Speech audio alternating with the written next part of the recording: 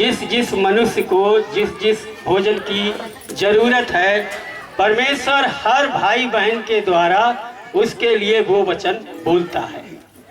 तो यहाँ पे बैठे हुए जितने हैं ना, सब लोगों के लिए परमेश्वर ने कुछ न कुछ वचन बोला। अभी एक भाई ने बहुत अच्छा उत्साहित किया था कि तुम्हारे लिए एक वचन है जो तुम्हारी उन्नति कर सकता है। बहुत अच्छा उत्साहित किया। तो सच में हमारे लिए भी, हम कानपुर से जरूर आए हैं, लेकिन हमारे लिए भी परमेश्वर ने कई वचन हमको दिए हैं जिससे कि हमारी उन्नति और हो। परमेश्वर तो उन्नति कर चुका है, लेकिन हम सब यही चाहते हैं ना कि और हो, तो परमेश्वर और भी करेगा। तो यहाँ पे ये जो हमारे ये लड़कियाँ और बहनें जो बैठी हुई हैं, क्या वचन में आने से पहले ये आज़ादी थी? नहीं थी। क्या आज़ादी थी? ये घर मकान के अंदर, चार दीवारी के अंदर, जैसे एक बहन ने बताया था कि रोटी चूल्हा यही सब करते थे, ये आज़ादी नहीं थी। पर आज परमेश्वर ने इन लड़कियों को, इन बहनों को इतना आगे बढ़ाया है। क्यों? क्योंकि आज संसार में किधर भी उठा के देख लो तो सारा अत्याचार हमारी लड़कियों और बहनों पे हो रहा है। अखबार उठा के देख लियो, कुछ भी उठा के देख लियो, तो कहीं न कहीं जो भी अत्याचार हो रहा है तो वो किसी न किसी की बहन है, किसी की माँ है, किसी की बेटी है, पर है तो नारी। वो अत्याचार तो नारी पे हो रहा है।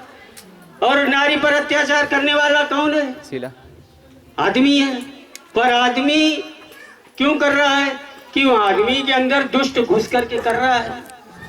तो आज परमेश्वर ने ये जो लड़कियां बहनें हैं जो घर से बाहर नहीं निकलती थी ना, आज परमेश्वर ने इनको कितनी सामर्थ्य दी कि ये घर से बाहर जा जा के दुनिया को जीवन का वचन सुना रही है। कितनी बड़ी बात है। और पहले तो ऐसे भेड़ बकरियों की तरह डरते थे ना, अरे कहाँ जाए, कुछ कह नहीं सकते थे। हमारे परिवार के जो आदमी लोग हैं वो भी लड़कियों को और बहनों को निकलने नहीं देते थे। नहीं, यही रहो, इसी चार दीवारी के अंदर रहो, बाहर कहीं नहीं जाना, है ना, ऐसे नहीं जाने देते थे।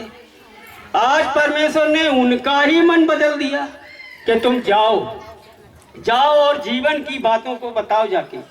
मैं ऐसे वेस्ट बंगाल, ऐसे कलकत्ता गया तो वहाँ पे मैंने ऐसे गवाही सुनी। वहाँ की बहनें बोली कि हमारे घर में जो आदमी लोग हैं वो हमसे कहते हैं कि तुम जाओ, और जब तुम ये घर का खाना आना कुछ ना, क्योंकि बस पकड़नी है, जल्दी जानी है, दूर जाना है, तो हम लोग सवेरे निकलती हैं। तो खाना आना उन्होंने कहा तुम जाओ, और क्या कहा कि लौट के जब तुम आओगी तो लौट शाम का भी खाना तुमको बना हुआ मिलेगा। देखो कैसा हो गया, कितनी बड़ी बात। ये किसने दिया? परमेश्वर ने दिया। कि परमेश्वर का काम करने जा रही हैं तो घर की कोई चिंता नहीं है। उनके आदमी लोग खुद घर का काम कर रहे हैं और रोटी खाना ना बना के रखते हैं, है ना, कितनी अच्छी बात। पर उनके आदमी ऐसा क्यों कर रहे हैं? क्योंकि वो देख रहे हैं कि जिस दिन से मेरी पत्नी, जिस दिन से मेरी बेटी सत्संग में जा रही है, उस दिन से मेरे घर में उन्नति हो रही है। तो जब उन्नति हो रही है तो हर आदमी कहेगा अरे ये तो अच्छा काम है, आप जाओ, ये तो अच्छा काम है। तो कल ऐसे हम शोभन जी के घर में ऐसे रुके हैं, परमात्मा ने इनके मन में डाला, कहना आप उधर से भीड़ भाड़ है तो आप इधर आ जाओ। तो हमने कहा ठीक है। तो ऐसे रात में बात ऐसे हो रही थी, तो बहुत अच्छा इनके मुंह से भी ऐसे उत्साहित हुए, है ना, बहुत सीखा। परसों 2 बजे रात तक ऐसे बैठे, कल भी बैठे, तो सब लोगों से ऐसे गवाही और बातचीत करते करते सीखते थे। तो सच में हम यहाँ किस लिए आए? सीखने के लिए आए। कल रामचंद्र जी ने बहुत अच्छी बात बताई। उस बात को सुन के मैं भी बहुत खुश हुआ कि सच में ये जो लीडर मीटिंग है ना, इसमें फीस पड़ती है ना, और किस लिए कि अच्छी पढ़ाई के लिए। सच में हम जब यहाँ से सीख के ऐसे जा रहे हैं, तो परमेश्वर ने तो ऐसे बताया है कि हमने तुम्हारे लिए बहुत बहुत लीडर है ना ऐसे तैयार कर दिए हैं। पर ये मुझे मालूम नहीं था कि तैयार किए कि नहीं किए। पर यहाँ पे आने से पता चला कि सब भाइयों के मुंह से परमेश्वर ऐसे बोले कि तुम जाओ, तुम्हारे लिए और लीडर हमने तैयार कर चुके हैं। ये भी बहुत अच्छा ऐसे हो गया कि अब हम यहाँ से कानपुर जाएंगे तो खुश हो गए, और परमेश्वर ने तो बहुत से लीडर हमारे लिए तैयार कर चुके हैं। तो सच में वो आ रहे।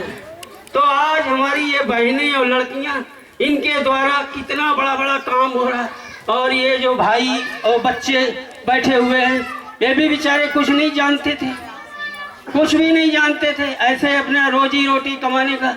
लेकिन परमेश्वर ने आज वो सामर्थ्य, वो हिम्मत, वो ताकत, वो बुद्धि, वो ज्ञान दिया है कि बहुत सी लड़कियों ने, बहनों ने बताया कि हम बोलना नहीं जानती थी।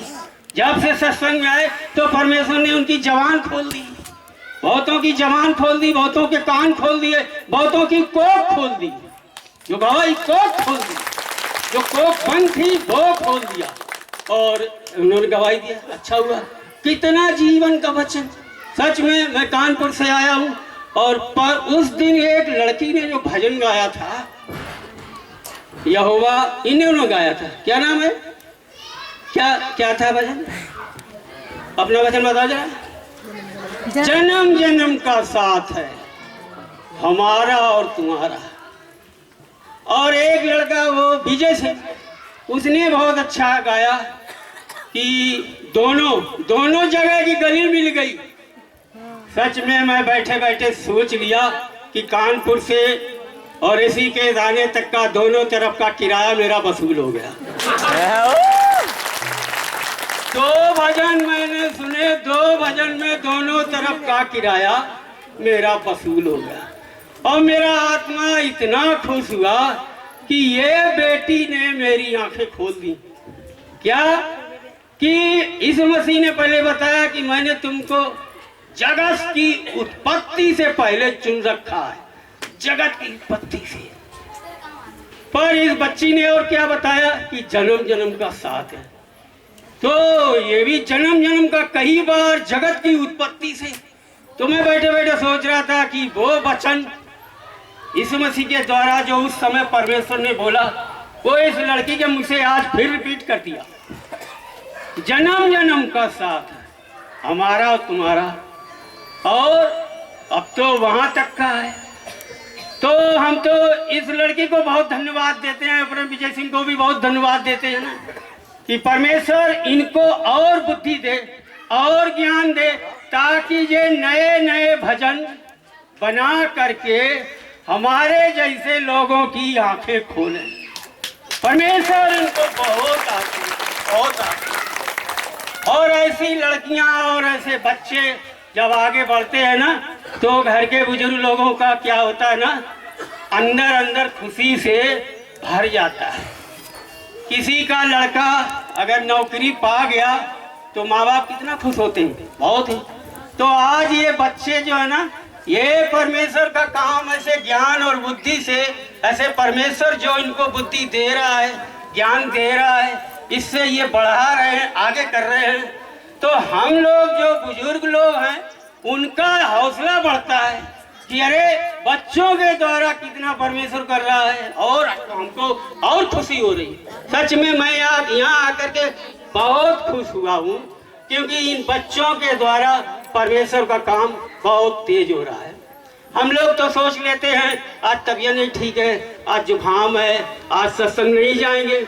पर ये तो नई रेस के घोड़े हैं, एकदम दौड़ते हुए चले जाएंगे। ये और इधर जा रहे, उधर जा रहे, उधर जा रहे, तो इनके तेज काम तेज। एक अभी गवाही ऐसे मिली है श्री राम सिंह जी की पत्नी के द्वारा, बहुत अच्छा खंबा पकड़ लिया है। क्या आनंद आ गया, क्या बात मिल गई। क्योंकि कई बातों में हमारे घर में हमारी पत्नी है ना, तो हमारी पत्नी ने भी खंबा पकड़े हुए हैं। मैं उनको बताऊंगा जाके कि वो बहन ने राम सिंह जी की पत्नी ने बताया खंबा छोड़ दे